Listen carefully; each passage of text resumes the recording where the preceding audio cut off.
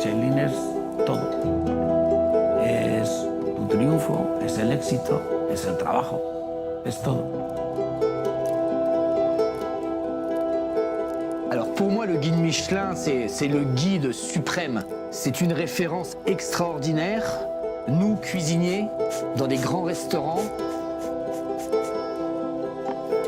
As a young kid, Michelin 3 stars. It is something as a cook you don't even try to dream of.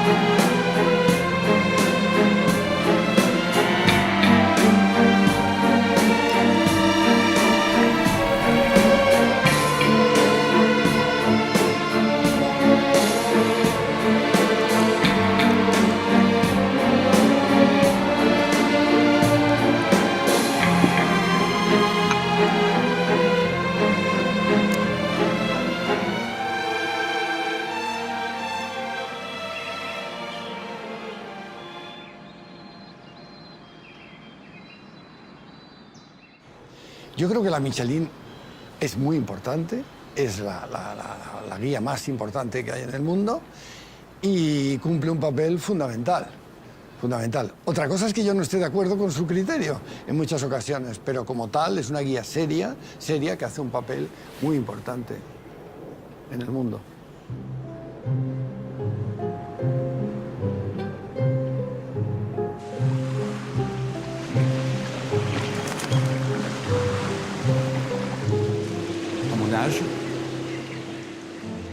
Il faut balayer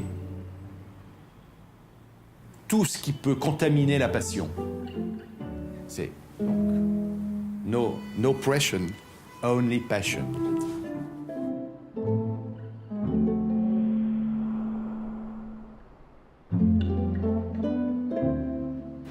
C'est avoir des bons producteurs qui nous donnent les meilleurs produits. C'est d'avoir une bonne équipe autour de soi qui adhère à un discours. Et c'est d'avoir dans la salle à manger des convives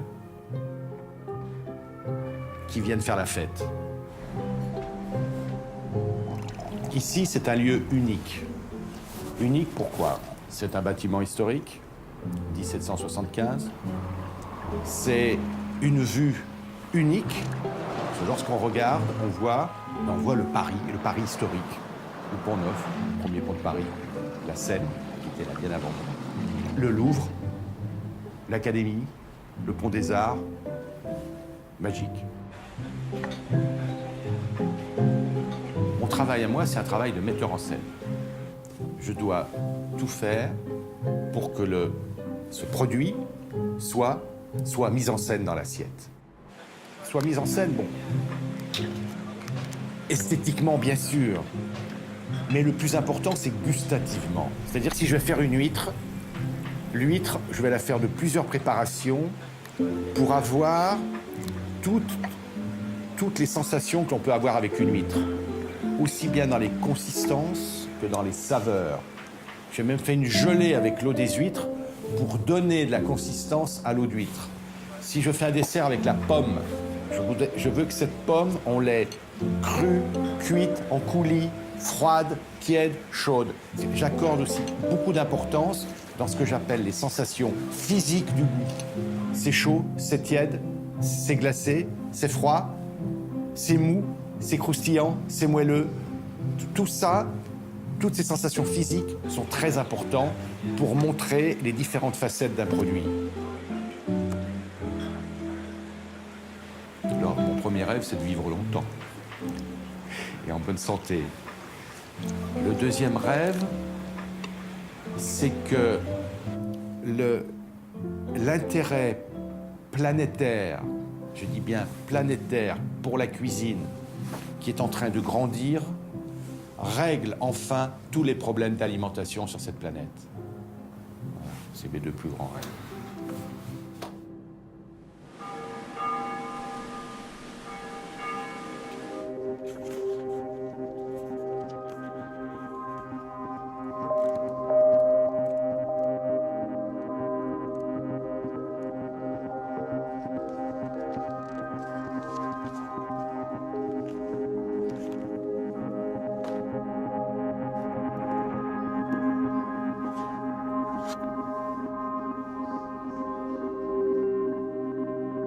The Michelin Guides were founded in 1900 by the Michelin brothers, who were tire manufacturers in Clermont-Ferrand in central France. And the purpose of the Michelin Guide was to encourage automobile owners, of which there were very few, less than 4,000 at the time, to take their cars out and drive. Because the Michelin brothers realized that if they were going to sell tires, people had to drive and use the tires up and buy replacements. Back then, there were no gas stations, there were no repair stations, there were no roads to speak of. And so people had to drive. So the Michelins went and they started putting lights on roads, putting signposts on roads. There was no service stations, so where can people buy gasoline? Where can they get their car fixed? Where can they sleep and where can they eat? And as the years went by, the people who used the Michelin Guide found that the recommendations for hotels and restaurants were particularly good. So I think we represent quality, we help mobility, and we help our readers and automobile drivers find great places to eat and great places to sleep. The Michelin Guides now, after our 115 years in France, we've expanded to 23 different countries around the world, and I think the Michelin Guides have really become the reference, the barometer to fine dining around the world.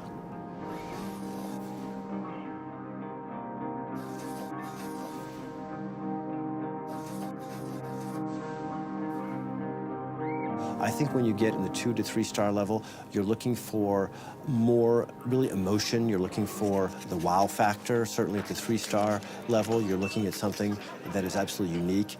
All the 3 star chefs around the world have something unique in their signature. They're able to express something that no one else can.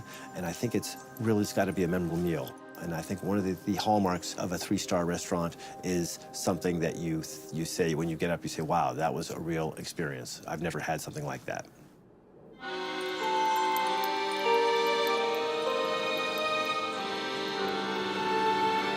D'écrire une histoire et ensuite de délivrer l'histoire.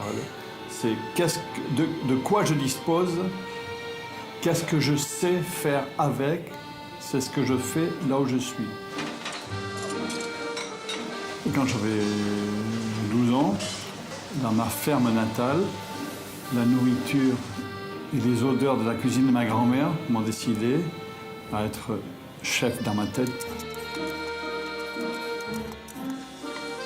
Le nouveau restaurant Alain Ducasse, place des Athénées, nous avons choisi le thème des légumes, des céréales et des poissons pour l'essentiel de pêche durable, dont on maîtrise parfaitement la saisonnalité et la méthode de pêche.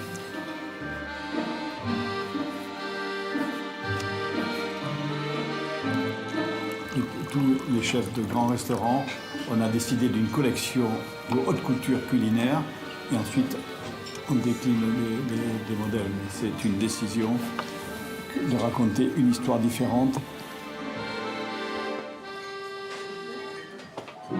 Le chef, il est égoïste, parce qu'il va proposer la cuisine qu'il aime. Alors, si le Michelin, il aime la cuisine du chef, c'est bien. Mais c'est d'abord un acte de partage et de plaisir que le chef a pour faire plaisir à ses clients. Mon obsession, c'est de chercher, en voyageant, mon obsession permanente, de découvrir quelque chose que je ne connaissais pas. C'est quelque chose que... La gastronomie, plus on connaît, plus on sait qu'on a des choses à connaître.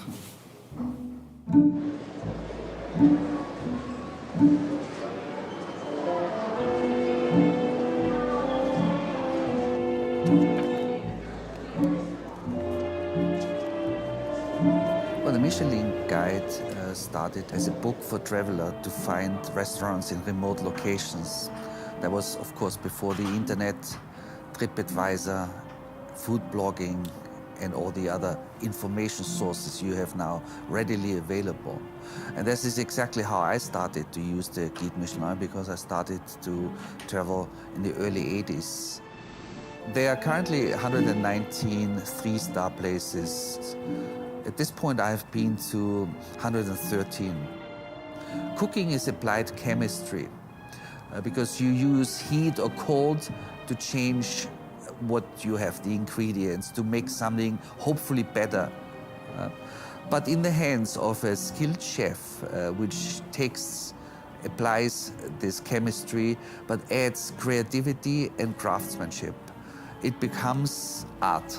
Art on your plate, a fleeting art, because it disappears, hopefully, when you eat it. And this art becomes pleasure, pure pleasure. And the good thing about it, it's repeatable. You can go and have the same or better or different pleasures. And that's what makes eating well great.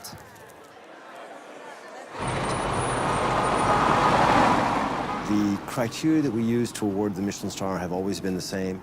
We look at the harmony, the mastery of cooking technique and the harmony of the flavors. We look at consistency throughout the menu and consistency over time. We look for the chef's personality as expressed in the plate, and we look for value for money. And those tried and true criteria have always been the basis for the Michelin ratings. The first thing that the Michelin inspectors look for is the quality of the raw ingredients. Raw material is the cornerstone of fine cooking. The second is the mastery of cooking technique. When a chef is cooking something, it's got to be perfectly cooked. For example, fish, probably you have about a 30-second window when the fish is perfectly cooked. The third thing they're looking for is equilibrium and harmony in the flavors. The food has to be balanced. It has to be in perfect harmony.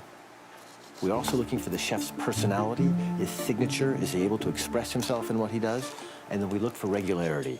It's very important for a chef in a restaurant to be able to produce the same level of quality, whether it's February, July, or November. Even though the visual presentation is not a criteria for the Michelin inspectors, it's very much part of the experience. And certainly, I think chefs today are very much in tune to wanting to present a visual experience as well as a gustatory experience.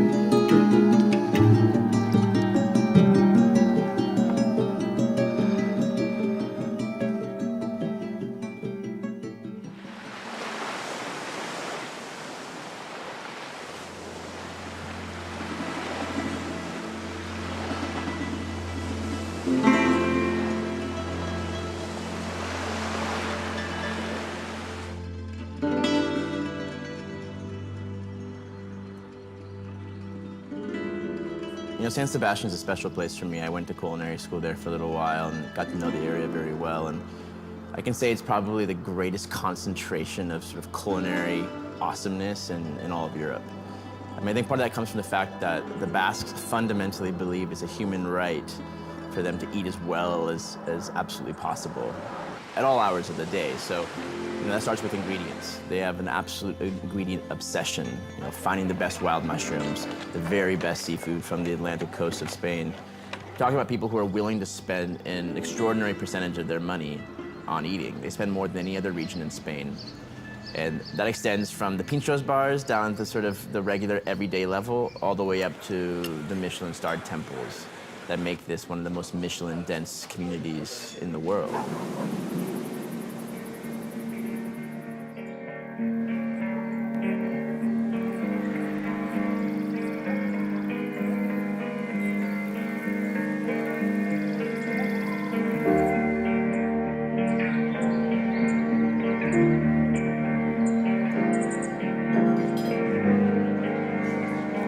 So right now we're in the closing period of roux grites. So So technically we only open to the public from April to December. So we only open for 9 months. And between January and mid-April, the people in the research and development team and the 2 head chefs, they come to work and we collaborate together to create between 60, 65 dishes. Hacer un foie gras mar y montaña. Yo te pongo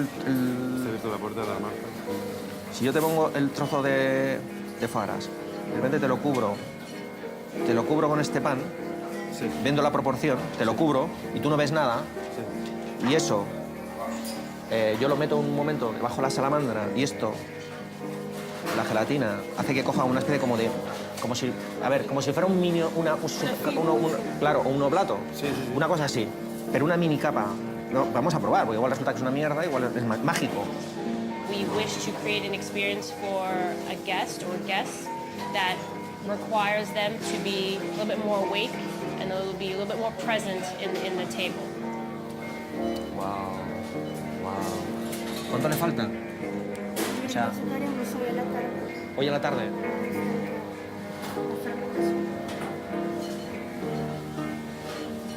And Joni will try between 28, 30 dishes, and he will sit down and he likes to say that he thinks like a guest. He will see if it's interesting enough, if it's something that provokes them, if it's something that might awake an emotion. We're not just doing food, we're not just serving a meal. We don't even like to call ourselves a restaurant. We like to say that we're enhancers of an experience, or we give you the tools, and you are the creators of your experience.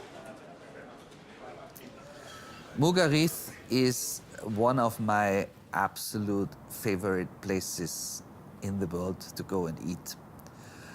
I have been there at least 25 times. I go there at least twice a year. And I go back to San Sebastian in January of 2017, but unfortunately Adoni Mugarithe will be closed during this period because they are shut down to create a new menu which they will launch in the middle of April. Sometimes, I have to say, of these 20 plus meals, sometimes it doesn't work out. Sometimes you have 20 servings, and sometimes there are too many servings which are so experimental that they don't connect with you. But it will not prevent me ever from going back there. It's an absolute must. He is one of the, maybe even the most experimental chef.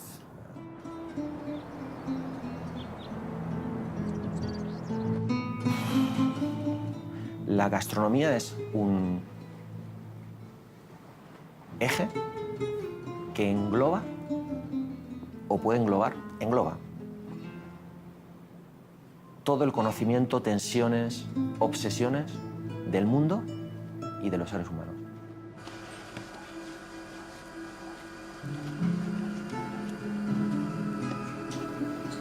Está nuestro pasado, está nuestra historia, está lo que queremos ser, está nuestra salud, está nuestra economía, están nuestros paisajes, nuestros entornos, está nuestra forma de haber evolucionado ya incluso como animales.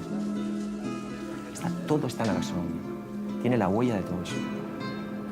La gastronomía es increíble. Sí. Mira, en 2010 se quemó la cocina de Mugarithe. El primer motivo, estaba arruinado. Pero arruinado. Pero más me preocupó qué pasa con mi gente. Porque están pagando una hipoteca, están pagando una casa, tienen que comer. Y es que no tengo dinero para pagar. Luego fue fantástico ver a la gente ayudarnos. Mira, es terrible porque tú ves las noticias y siempre vemos las noticias, lo negativo, ¿no? Parece que el mundo está lleno de gente mala, ¿no? Y no es verdad. Hay gente mala y pasan cosas terribles, pero hay más gente buena en el mundo. Yo lo he vivido, lo he sentido. A nosotros la gente nos arropó. Se hicieron cenas benéficas en Venezuela. Se hizo una campaña de recogida de fondos en Japón. Pero en el fondo sales con mucha fuerza. O sea, a nivel personal yo salí con mucha fuerza. Un equipo más consolidado, menos miedo. Si podíamos salir de esa, tendríamos una segunda oportunidad. Y si yo iba a tener una segunda oportunidad, se acabaron los complejos. Yo no voy a estar acomplejado toda mi vida porque no me atrevo a hacer algo porque van a decir o que no me gusta. ¿Cómo? Que no te guste, no vengas más. Entonces, de repente cambiaron muchas cosas, ¿no? Fue muy especial, sí. Muy especial.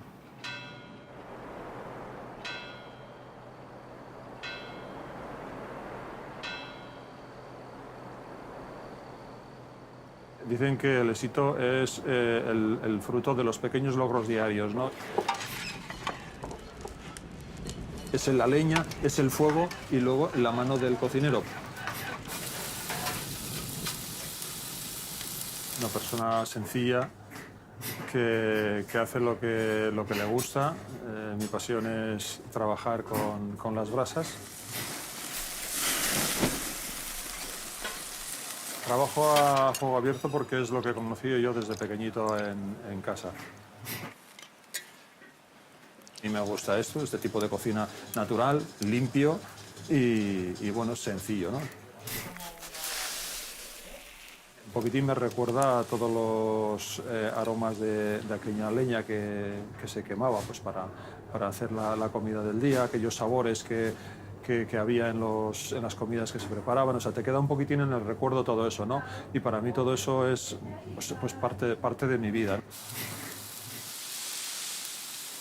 No me creo ni un superchef, ni nada. Yo soy una persona normal que entiendo lo que hago, creo en lo que hago y trato de transmitir todo esto, nada más.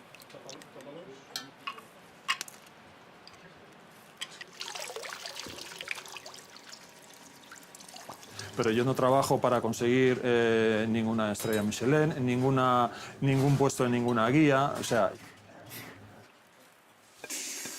Bueno, cuando me dieron la estrella Michelin, yo hasta el día siguiente ni me enteré.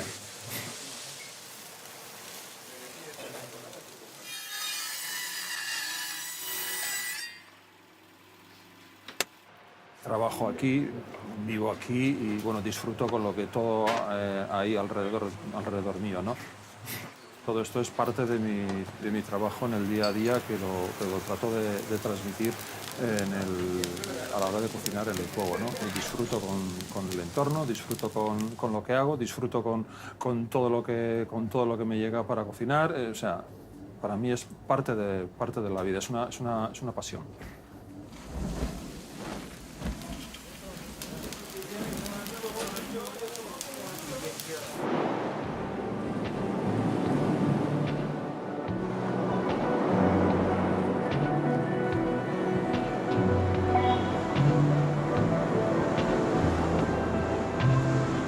Grunden til, at jeg ligesom træffer den beslutning, at jeg prøver at lave en super ambitiøs restaurant, der arbejder med et 100% nordisk råvaregrundlag. Det er en række ting, der bygger op mere, end det er en eller anden klar idé. Restauranten var ikke mål i sig selv. Restauranten var nok så meget et instrument til at skabe værdi for det, der var udenom restauranten. Så i hele det perspektiv tænkte vi, at man kunne skabe et køkken, som for det første selvfølgelig var helt ualmindeligt velsmagende, men som desuden påtog sig et ansvar for at løse nogle udfordringer, der havde med sundhed og med bæredygtighed at gøre. Så hvis man kunne skabe en position i verdensgastronomien, der ligesom rummede det der, at bygge bro mellem velsmag, bæredygtighed og så sundhed for den enkelte, altså og for planeten, så ville det være rimelig legendarisk.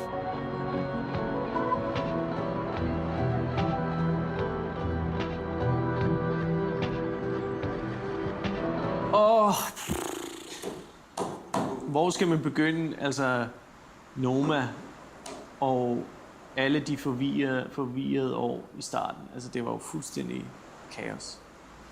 Det er det bedste måde, jeg kan sige det på.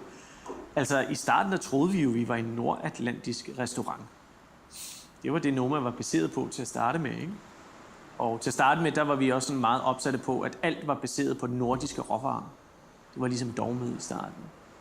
Og alt det der fandt vi hurtigt ud af, så man går i gang, at der er et eller andet, der ikke helt hænger sammen. Altså, fordi at laver du, hvad ved jeg, en crème brûlée med dansk fløde og dansk sukker, så er det stadig en crème brûlée. Altså, du har ikke nødvendigvis skabt noget nyt, eller noget, der refererer til det her sted, eller den her region.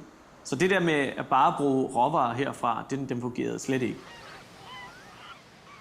Jeg vil sige, at det store gennembrud, der virkelig var med til at transformere os, det var, da vi opdagede, hvad kan man sige, den vilde natur. Begyndte igen ligesom at være derude og smage sæsonerne og hver dag, hver år ligesom få en større forbindelse til det. Det var noget, der med det samme forbandt os til det her sted. Det rodfæstede os på en måde. Når du plukker den her skvalderkål eller vild peberrod op af en strand på Amager, ikke? Så på en eller anden måde, så er du ligesom jordforbundet til det her sted. Hvad betyder det at arbejde med nordiske råvarer? Altså, det er næsten alt nordisk bagværk har en eller anden form for krydderi, der typisk stammer fra Sri Lanka eller et sted. Så nogle år, ikke? Der det her dogme med, at det kun måtte være nordiske råvarer, det forsvandt fra mig. Og jeg brugte flere år på ligesom at prøve at finde ud af, hvad betyder det at være lokalt baseret. Og nu 12 år efter vi ligesom har søsat Noma, og vi har en science bunker og et Nordic Food Lab og et testkøkken og alle de her mennesker og institutioner, der arbejder og du ved, tager al information omkring madkultur, der har vi stadigvæk ikke fundet ud af, hvad mange af de her labels, der definerer køkkener, ikke kun her, men alle vegne, hvad de egentlig betyder. I det, vi prøver at arbejde med noget nyt, så er det naturligt, at man er i tvivl. Det er naturligt, at du er ude i alle hjørnerne, ikke? Og det er også det, der er fedt ved det. Altså, at det overhovedet ikke er slut endnu. Jeg føler, at det, der er sket i Norden, det er altså de første baby-skridt, vi har taget. Helt ærligt, det føler jeg. For me, there's 3 restaurants in particular that, on a personal level, that I feel like Michelin has gotten entirely wrong, and it becomes a confounding case of, do these guys really, are they really paying attention? And those cases are Mugaritz, Noma, and Disfrutar in Barcelona. In each case, they're sort of experimental cuisine. They're very different restaurants, but they're wildly creative. They sort of fly in the face of traditional, refined, haute cuisine. But when you have an experience there, at Mugaritz or at Noma, nothing could be improved upon in terms of the service, in terms of the environment, in terms of the complete experience. It is entirely complete. So to think that they have 2 stars, I think most people around the world scratch their head thinking, well, what's missing? What's the problem here? Man er jo ikke helt ligeglad. Det er man jo ikke. Kommer der nogen og siger, værsgo ud, her er dine 3 funklende generalstjerner, så siger man jo ikke nej tak. Altså, det nægter jeg at tro, hvor nogen vil gøre. Så jeg ved ikke, om jeg synes, vi burde have det, fordi jeg synes ikke, vi er færdige. Og jeg kan godt lide, at man ligesom ikke er etableret, hvad det angår, ikke? Føler jeg, at Noma har kvaliteten til det? Det er der mange af vores gæster, der siger. Og mange af vores kollegaer, der siger. Og det er jo dejligt. Men helt ærligt, og det er helt ærligt, med det sagt, så vil jeg aldrig nogensinde ændre på det mindste, for at det skulle ske. Det vil jeg ikke. You know, when I first went to Copenhagen, I went because, like everyone else went, I went for the Noma pilgrimage. And that was 2012, and I was a little concerned at that time because it felt like the other restaurants around Noma were kind of trying to imitate that language. And it felt like it was in danger of being sort of a one-trick pony, sort of new Nordic or whatever you want to call it. But in the last 5 years, it's been amazing to watch as people who have come through the Noma system have sort of branched out and opened up their own worlds and sort of developed their own language. So yeah, they're playing with some similar ingredients, but doing it in incredibly exciting ways. So today you have places like AOC or Geranium or all the restaurants from Christian Pugliese and Studio doing truly remarkable cuisine. So they've taken a moment, they've taken the global attention that Noma brought to the city and transformed it into an entire diverse food culture, which is nothing short of miraculous, I think.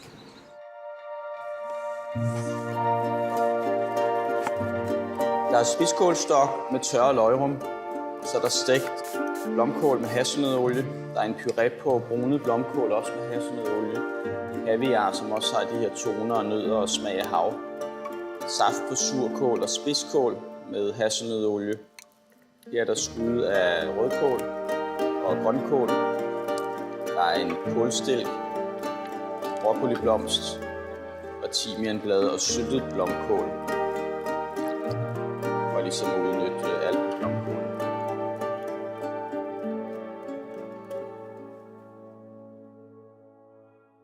Altså, jeg har altid været fascineret af den der skabelsesproces. Vejen til at være kok er så også min barndom og opvækst med urter, med tørrede ting, tørrede brændenælder, tørrede hybenroser. Det er svampejagt. Vi har fanget krebs og fanget ål og røg dem i haven med enebær. Og jeg har ligesom fundet inspirationen i min barndom og finder det sådan mere og mere i min opvækst. Jeg arbejder ikke som kok, jeg lever som kok. Og det er fordi, jeg har gjort det i så mange år, at tingene er ligesom smeltet sammen for mig. Så når jeg ser verden, så ser jeg en gastronomisk verden, hvor jeg ser potentiale i vandet.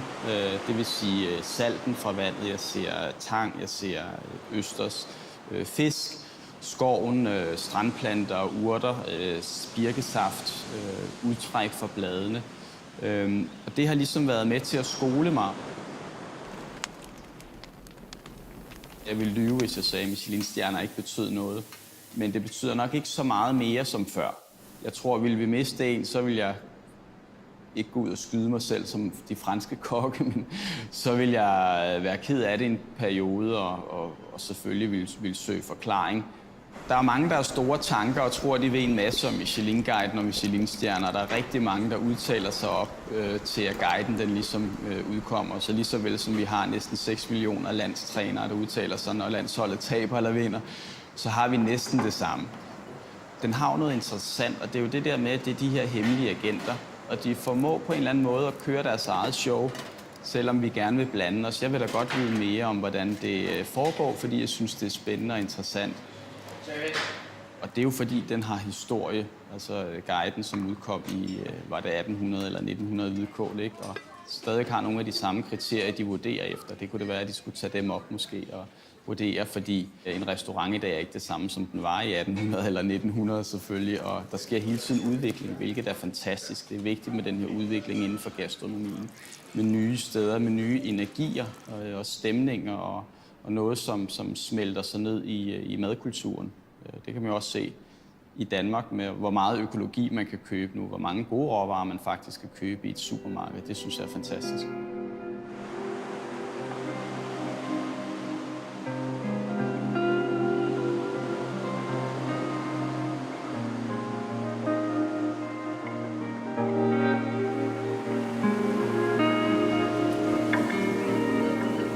Vi åbnede december 2010, og så i starten af 2012 fik vi 2 stjerner. Det havde vi slet ikke regnet med, og vi vidste slet ikke, hvad betyder det her for os, hvordan forholder vi os til det, og hvad betyder det for restauranten, og hvad skal vi gøre?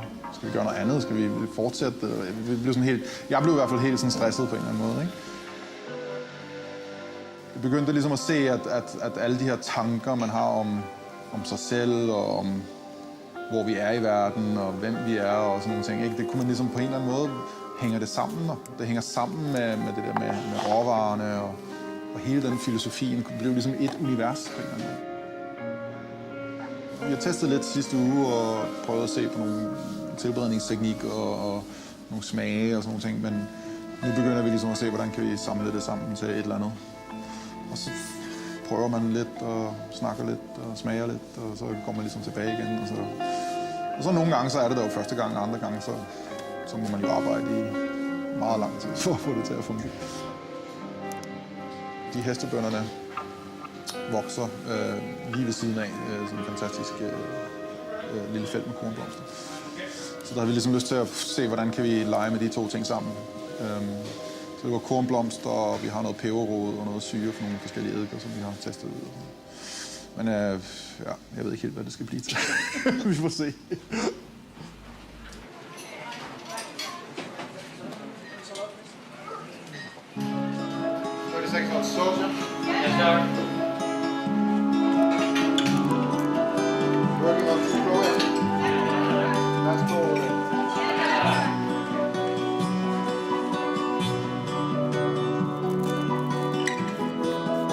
Let's go to presentation.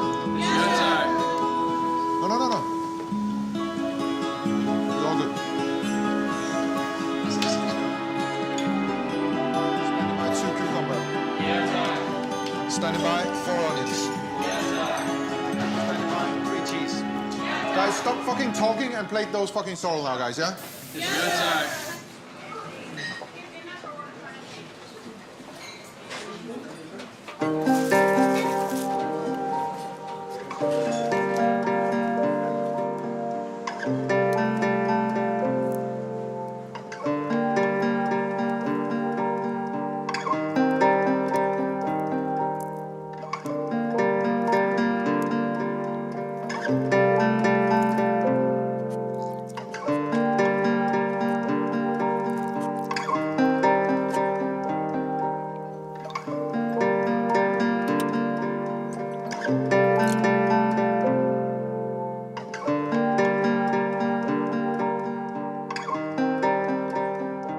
Los chefs tienen miedo porque saben que la Michelin tiene memoria. Tiene memoria. Y los inspectores son rencorosos. Son rencorosos. Un comentario negativo no se olvidan, jamás se olvidan. Lo registran, tienen memoria de elefante, lo registran. Y entonces los chefs saben que cualquier comentario negativo puede influir para toda la vida. Para toda la vida. Y buscan la tercera estrella, tienen 2. Yo conozco gente que ha hecho un comentario negativo y saben que no lo van a hacer, que no van a tener la tercera nunca. Lo cual es una actitud injusta por parte de los inspectores. Pero bueno, es así. Por eso se callan, se silencian.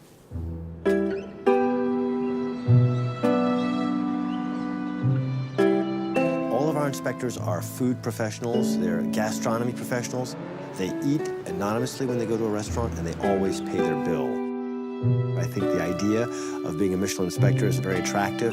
The reality is much more rigorous. You really have to be focused and obsessed with it. It's tough. I go on the, I can't eat. I have a hard time eating two full meals a day. It's like, phew, it's a struggle. We bring Japanese folks to Europe. We send the Europeans to Japan, to China.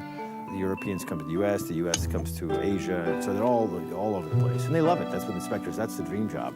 If I ask an inspector who wants to go to Singapore for a week, everyone volunteers, We get together several times over the year to do what we call a star session. In that session, all the inspectors are together with me and the head inspector for the country, and we look at all the different papers, all of the different table trials, and at that point we start reflecting on where we're going to give, maintain, or take away a star if necessary. It's a little embarrassing to only have one, especially when we had two. I mean, to be brutally honest, I never imagined I would have any stars as a young chef. I never felt that we deserved two when we had two.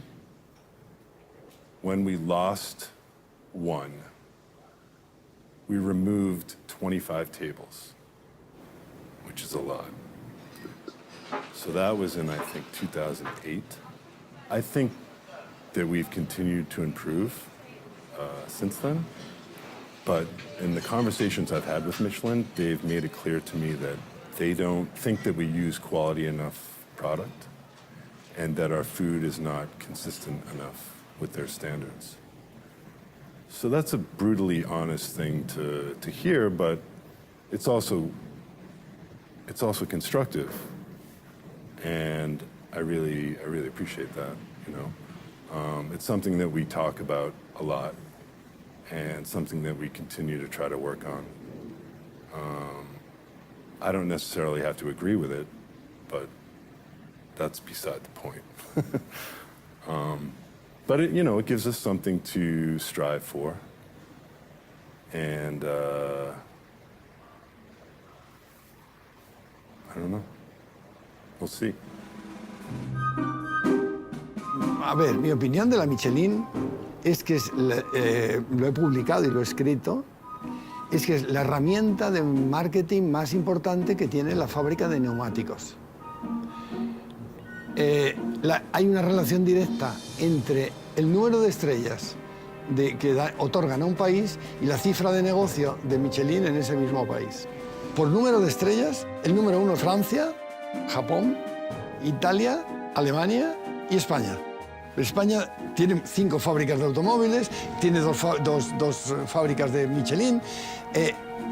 yo creo que hay una relación súper directa entre el número de estrellas y el número y la venta de neumáticos. Entonces, ellos no lo van a reconocer nunca, ¿no? Pero está claro que es así. Cada vez que abren una guía Michelin nueva, lo hacen en una ciudad que tiene una potencia importante en el número de automóviles.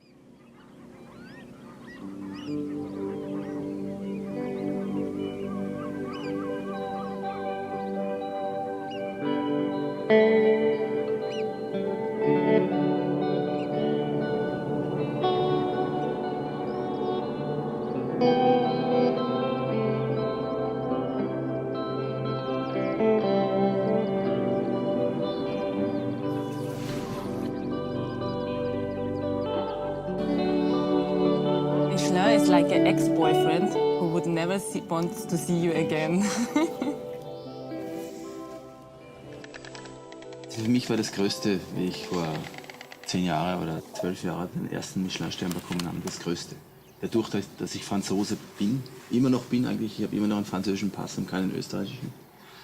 Ich weiß, was das heißt, einen Michelin-Stern zu bekommen. Die Gäste, die noch nie in Österreich waren, die jetzt neu anreisen, eine Michelin-App oder den Guide in der Hand haben, für die existieren wir nicht. Also wir wissen natürlich, warum der Michelin aus dem Land gegangen ist, weil er einfach nicht diesen Zuspruch bekommen hat, den er sich erwartet hat. Diesen Zuspruch, den er eigentlich von den Gastronomen und von den Köchen dieses Landes hat, aber irgendwie war es wirtschaftlich einfach zu wenig. Die Rübe ist draußen, oder? Ich glaube, dass es wirtschaftlich für uns natürlich einen riesen Nachteil hat. Weil viele fliegen in Wien an und sehen dann natürlich die Stadt. Da gibt es halt 1, 2 Restaurants oder 3 mit Sterne. Und es wäre für uns natürlich perfekt gewesen, wenn wir immer im Land sind, nicht weit weg vom Flughafen, nicht in der Stadt, was Besonderes, ein kleines Hotel dabei, ja, ein wunderschönes Ambiente und eine eigene Küche. Und das wäre für uns natürlich mehrere internationale Gäste dabei. Also das ist, so sehe ich das, ja. Also ich nehme es nicht persönlich. Ja, das ist halt, wie es ist. Aber wir werden es vielleicht noch schaffen.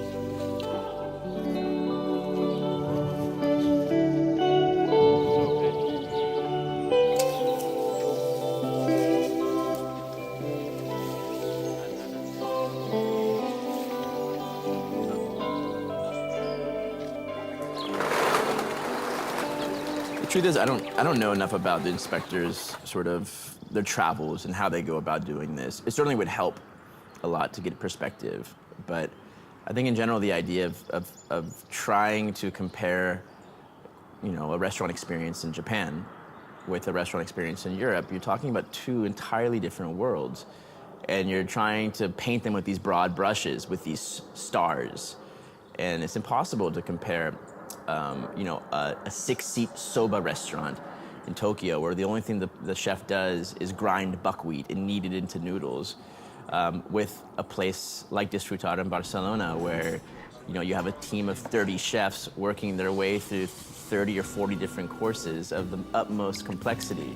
How are those even comparable? It's like apples and zucchini. It's absurd.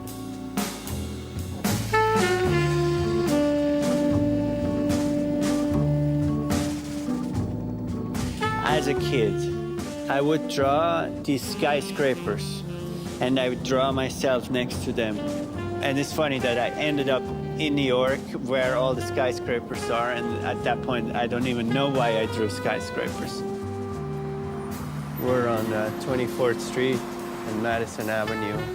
We're really in the heart of Manhattan. In fact, this building was supposed to become the tallest building in the world.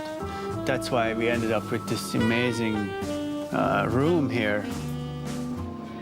In the Great Depression, they ran out of money. The build was halted, and the building now is only like 30 stories high. But the structure, it's an entire city block, and the grandeur of this room was meant to be the lobby for the tallest building in the world. So it's pretty special. My mom taught me how to cook, how to eat, how to buy ingredients. For a while, Michelin 3-star restaurants were very intimidating, and that's not cool. When you go to a restaurant, that is the opposite. You want to be welcome, you want to feel comfortable, sometimes I looked like at the menu outside and I tried to look inside and I was like scared even to look inside.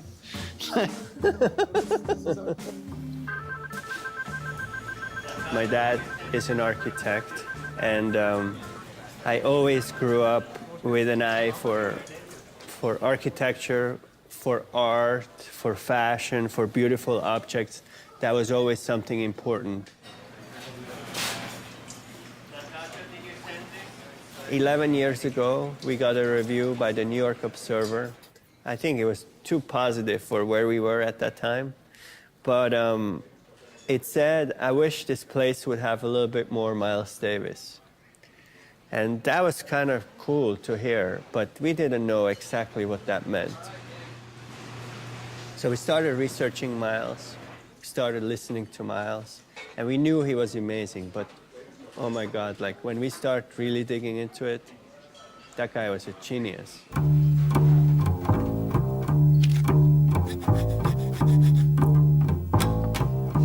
We're very fascinated by him, and we came up with a list of 11 words. They were most commonly used to describe him. We look at the list of words, we're like, oh my God, this is what we needed. These words are hanging in the kitchen today. These words have been our mission statement for over 11 years. And, every year there's been change. There's been so much change. And it's kind of like Miles's career. There's been so many different iterations of Miles. And I think when you look at 11 Madison Park, it's very similar to that. It's an ongoing effort. It's not something you decide and then you are. It's something you need to challenge yourself always to collaborate. So Miles has always been there to kind of, guide us, and it's been really helpful.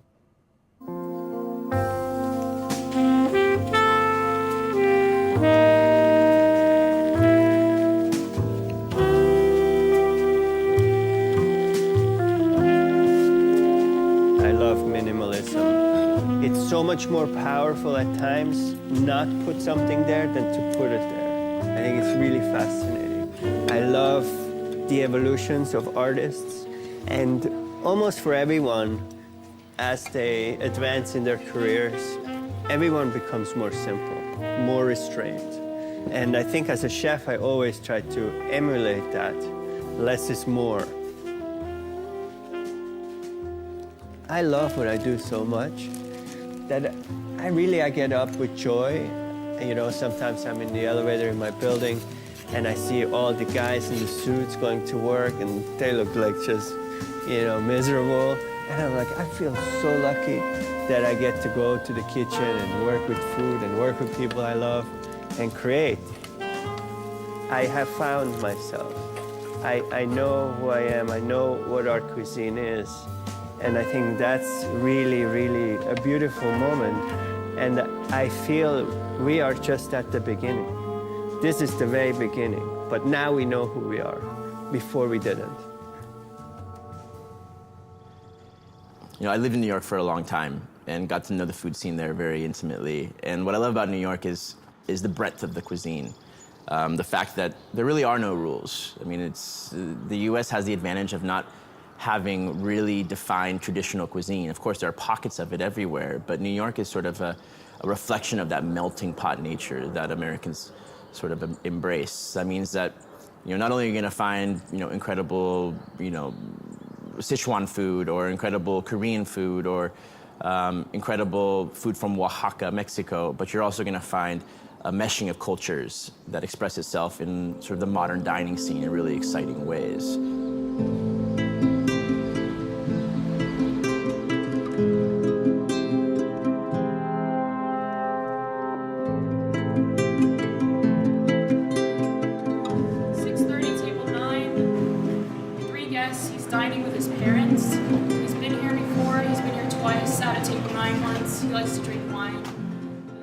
What happens in my head, tasting flavors, is just fireworks in my head.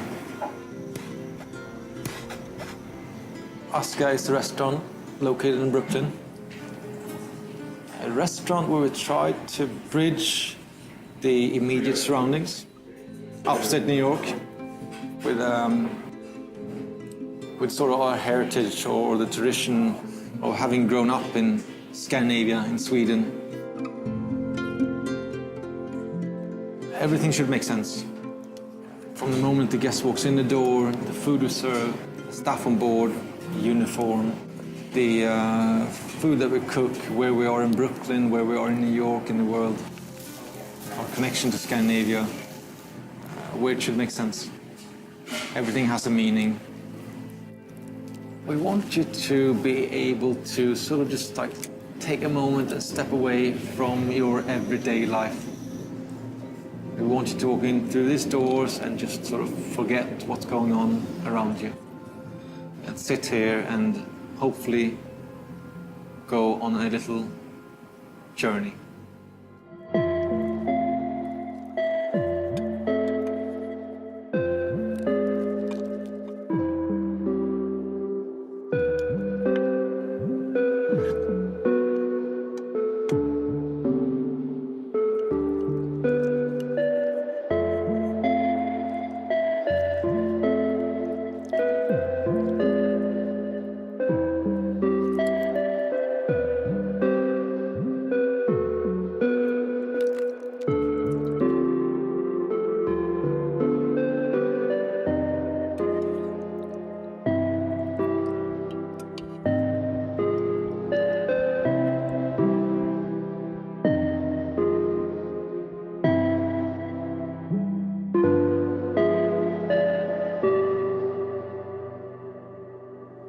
If I were to tell you everything that is sort of dark and hidden under the surfaces of Michelin-starred restaurants or just grand high-end dining around the world, we would never leave this room.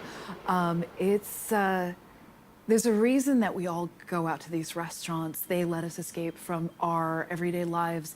There's a perfection at play. There's a whimsical nature. There's something that we can't achieve in our own home kitchens, and so we go out to these places.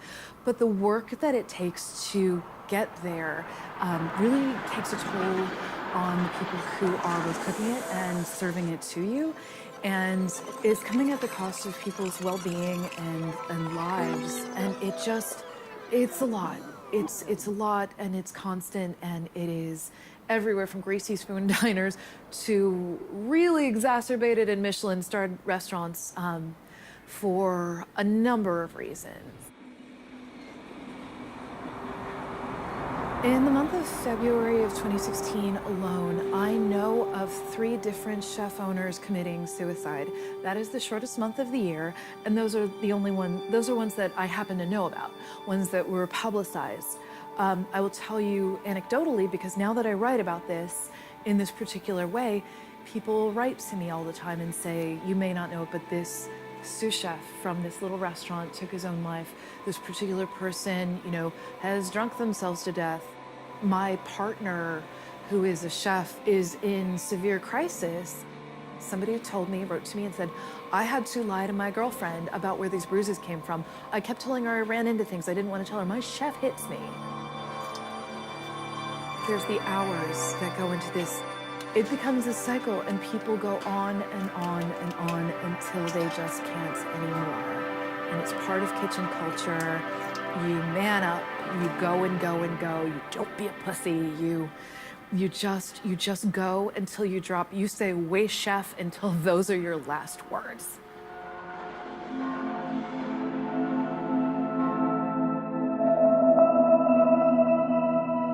Violier, le chef triplement étoilé de l'hôtel de ville de Crissier, est mort hier.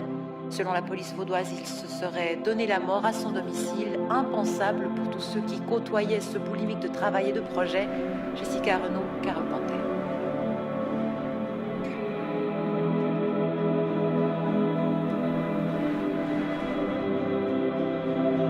Et je l'ai rencontré à peu près dans cette période-là, il avait 26 ans. Et j'ai grandi avec lui, avec ses rêves.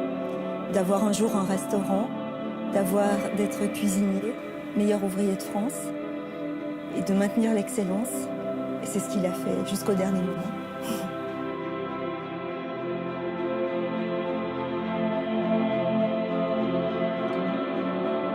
Alors cette année a été un gros challenge pour l'équipe de l'Hôtel de Ville parce qu'il fallait continuer sans Benoît.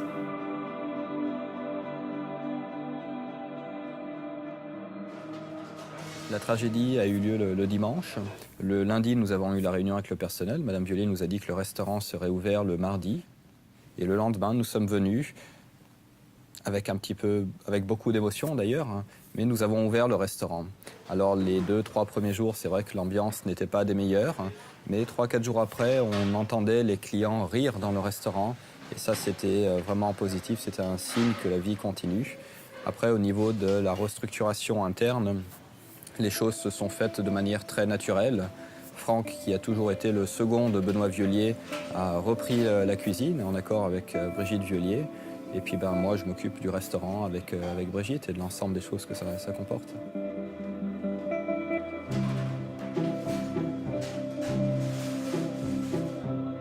L'équipe est fantastique, on a une équipe autour de nous qui est extraordinaire, qui a prouvé cette année la force qu'elle avait. Et donc ça, on est vraiment très très fiers et on fait une année vraiment extraordinaire malgré le décès de Benoît en début d'année.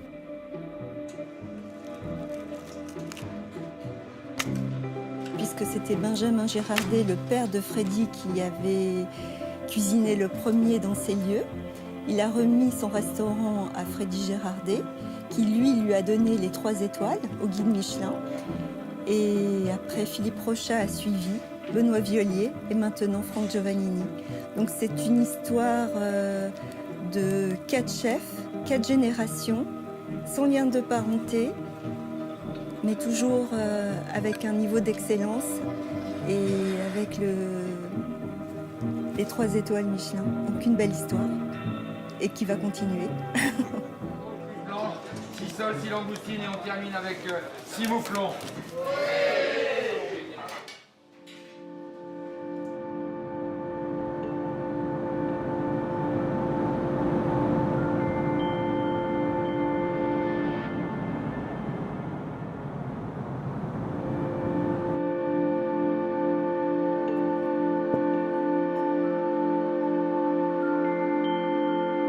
Also Table Cabin Feeling ist für deutsche Verhältnisse konzeptionell eines, das, denke ich, neue Maßstäbe gesetzt hat.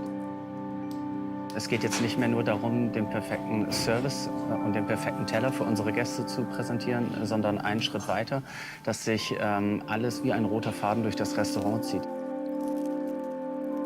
Es ist halt sehr interaktiv und wir kommunizieren sehr viel mit unseren Gästen. Es ist alles ein bisschen lockerer und nicht mehr so streng, wie es früher aus den spießigen Gourmet-Tempels bekannt war.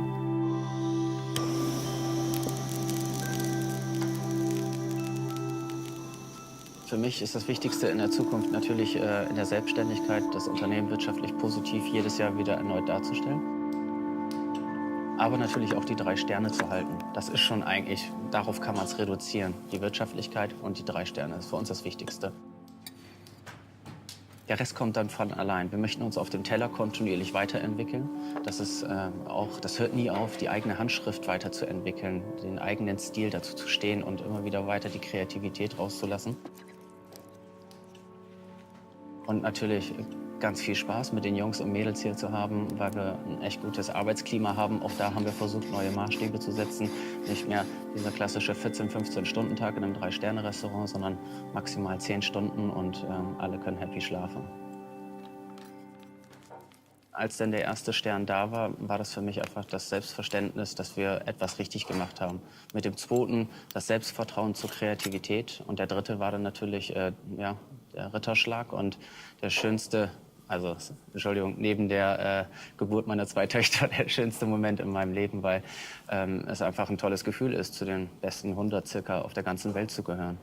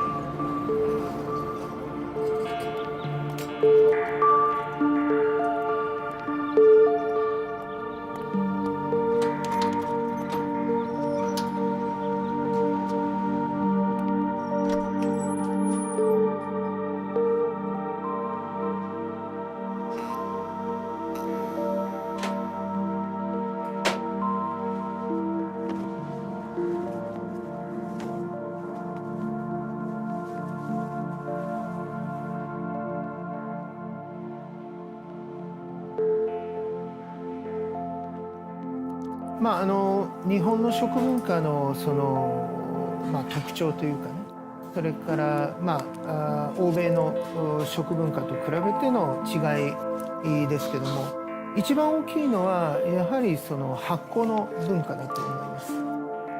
醤油や味噌、それから、酒、酢、こういったものを全て米と大豆を発酵させたものからできています。これが一番大きな特徴だと思います。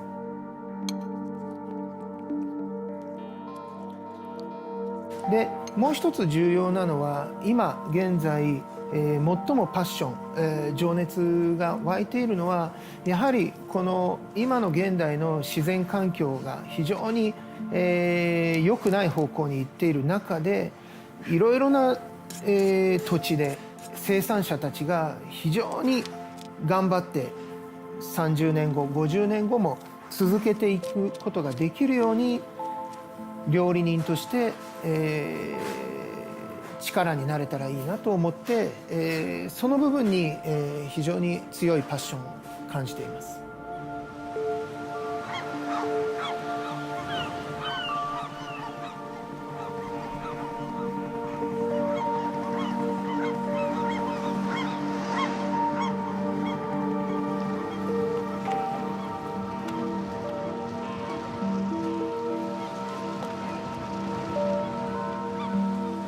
Narisawa's cuisine, it is extremely simple, yet very hard for people to understand.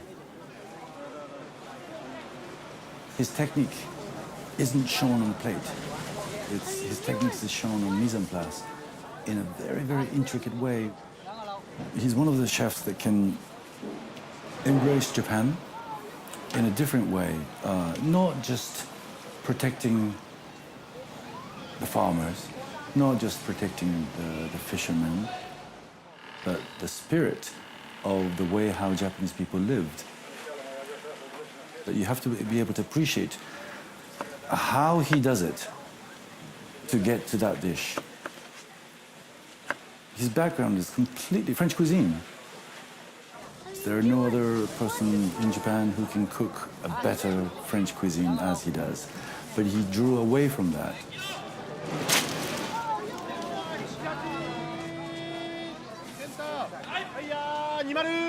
He doesn't really put on an emphasis on the fact that whether he's Japanese, whether he's doing French cuisine or Chinese cuisine, he's just using all these techniques.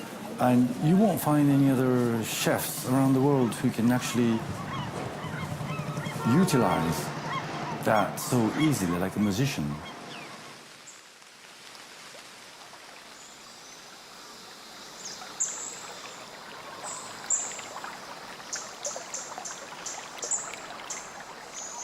Eh, 森の中に入って、人々がこう取ることさえもやめてしまった、食べられる野生のハーブですね。で、これを成沢で使うことによって、その里山で人が森に入る。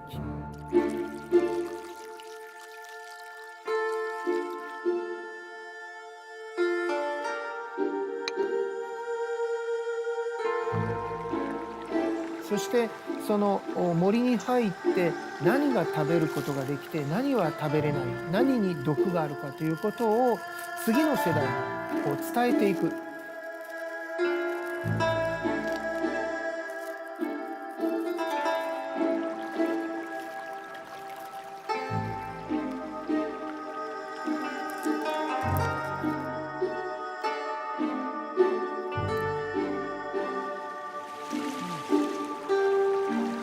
それは何かというと、日本人が本来持っている自然との関わりですね。自然と人間が共存していくっていう考え方が日本の、非常に特徴のある、スピリチュアルな部分だと思い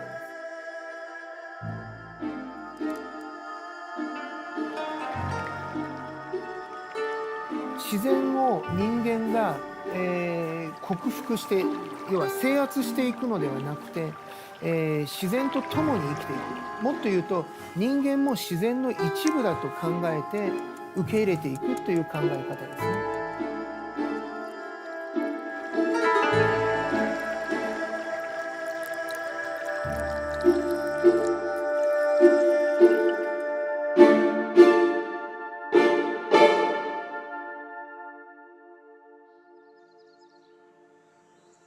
I'll be totally unoriginal and say that if I had one place to eat for the rest of my life, it would be Tokyo.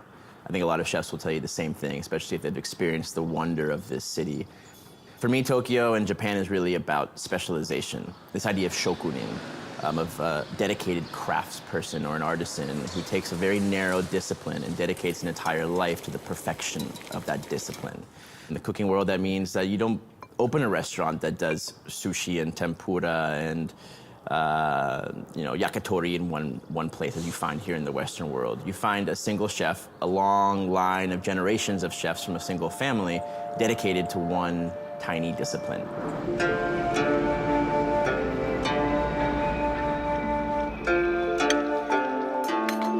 大学を卒業しました。大学では政治学を勉強していて、主に、実は将来はジャーナリストになりたいと思っていましたが、そうですね、シェフになるというよりはあまりこうシェフになる、有名なシェフになるとか、あるいは成功するということに昔からそんなに興味がないというか。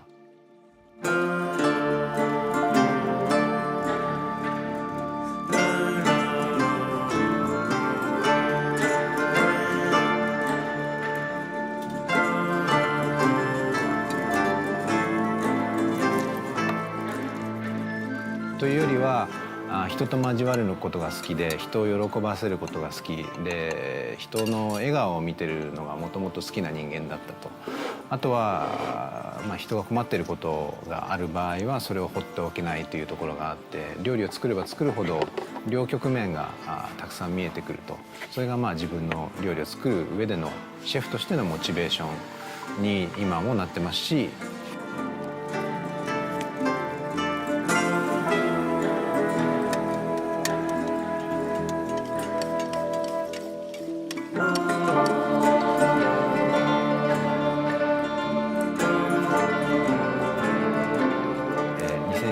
2010年の9月14日にお店がオープンしまして、で半年経った時にですね、2011年の3月11日に地震が来たんです。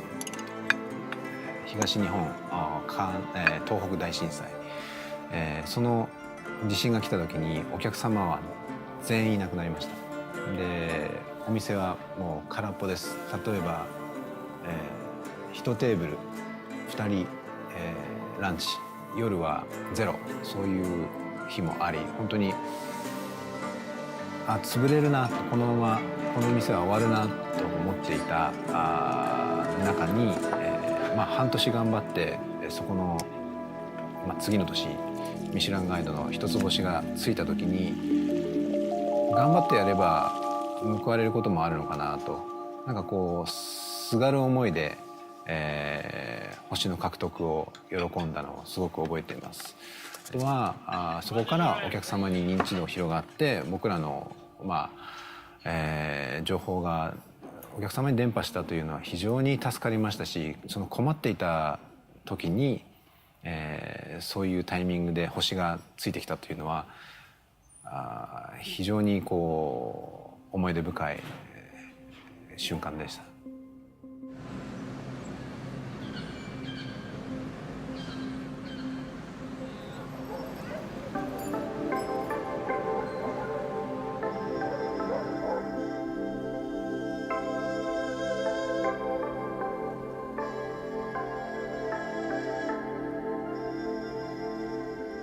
全部この刀と一緒で、この全ての包丁は本焼きっていって、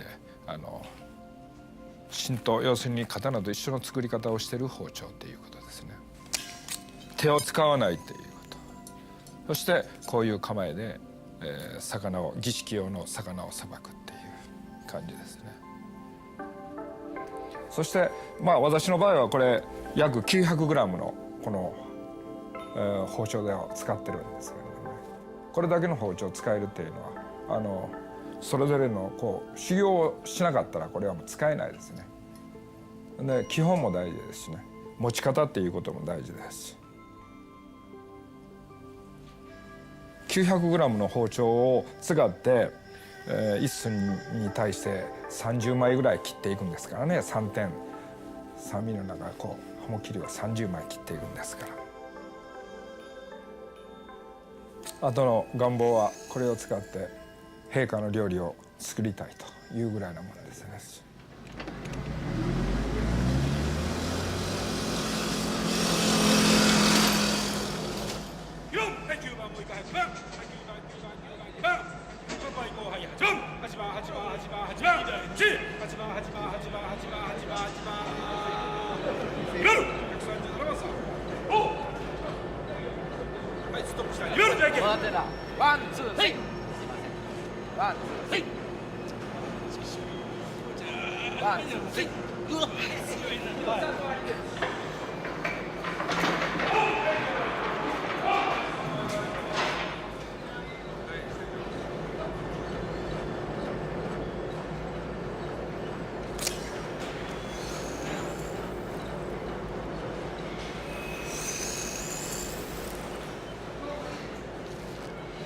もう50年住んで、もうそれが京料理を勉強してきたっていうことですからね。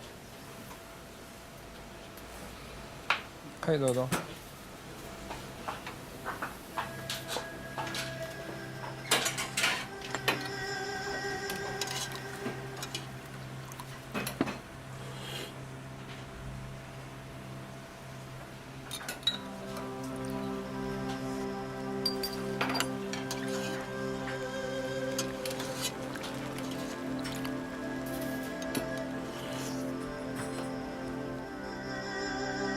そういう中からこう私の料理というものが生まれてきた。そしてまあ古典的な人についてましたから、師匠が先生がついてましたからね。そういうことを考えてものを大切にして料理を作るっていうことを常に考えてますね。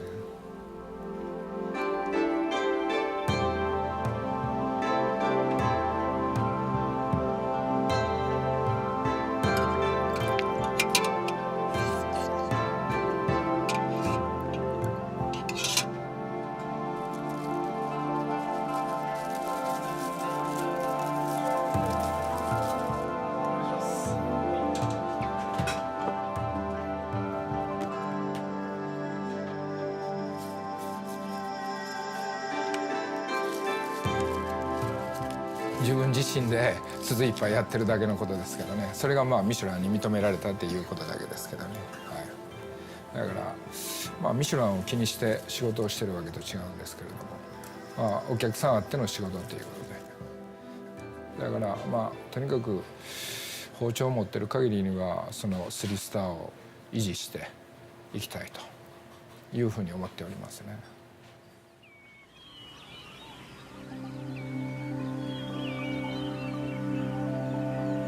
Et helt nyt værdisæt og en helt ny bevidsthed omkring madkvalitet og madens betydning har lagret sig i vores sind i Norden, men for så vidt jo også i verden.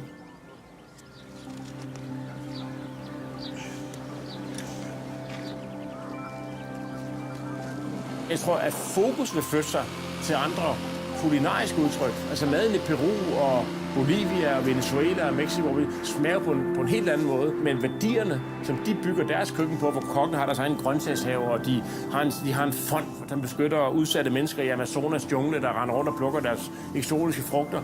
Altså den samme idé, men en helt anden smag. Globaliseringen har også skyggesider, og det er også dyrt for kloden at fragte råvarer hele verden rundt. Så det her med at lave mad af lokale råvarer og at tage et ansvar som kok, det er jo ting, som jeg tror kun vil gro og gro.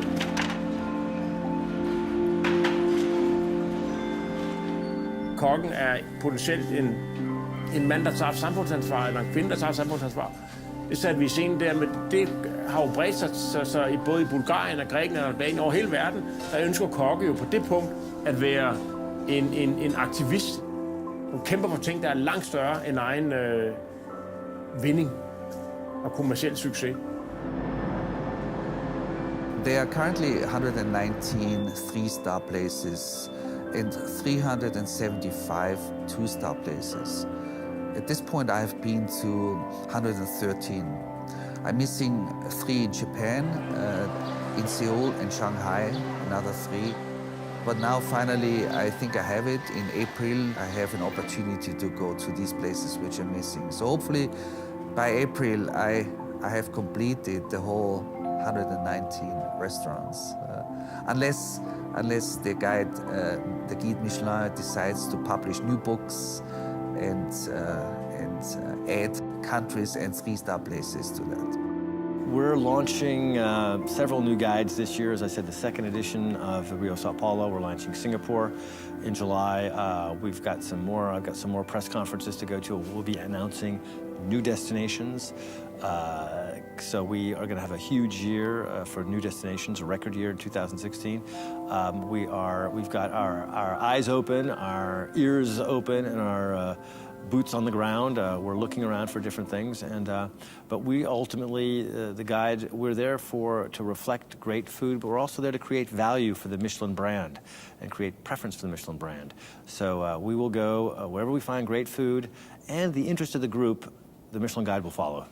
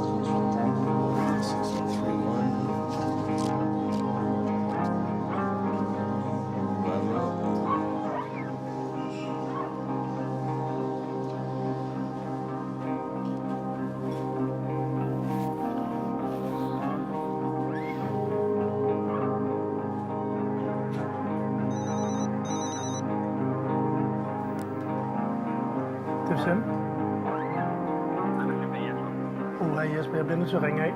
Jeg ringer tilbage til dig senere.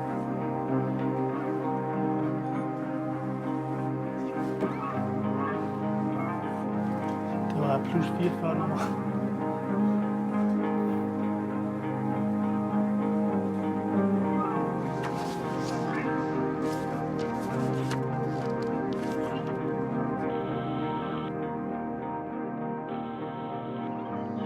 Good morning.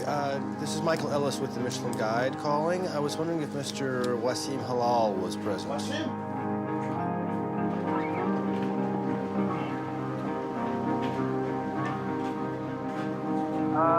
Yes, well, I'm calling from Stockholm, where we're going to be launching the Nordic Cities Guide 2015, and I just wanted to let Chef Wassim Halal and his staff know that he's been awarded a Michelin star, so I wanted to call and congratulate everybody. Yes. Please do.